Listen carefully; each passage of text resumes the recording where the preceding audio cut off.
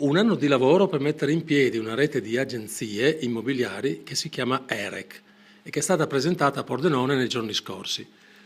Ne parliamo con Alberto Marchiori, agente immobiliare e presidente provinciale di Ascom Confcommercio.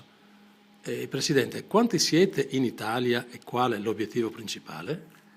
In questo momento siamo in 26 aderenti sparsi un po' in tutta Italia, dalla Sicilia alla Sardegna, alla Toscana, l'Emilia-Romagna, il Veneto, Trentino Alto Adige, Piemonte, Lombardia, Friuli Venezia Giulia, il completo.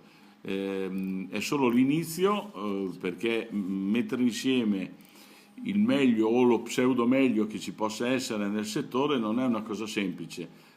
Soprattutto mettere insieme dei professionisti che operano in un settore dove insomma un settore molto delicato e dove serve una particolare professionalità, perché l'obiettivo della rete è quello di proporsi in modo particolare ad interlocutori di alto livello come grossi istituti bancari, enti, cioè ad operatori che intendono dismettere patrimoni molto importanti o gestire o avere consulenze su questo tipo di proprietà a livello nazionale. Ecco, infatti ci chiedevamo, Presidente, chi trarrà beneficio da quella che appare come una lodevole iniziativa?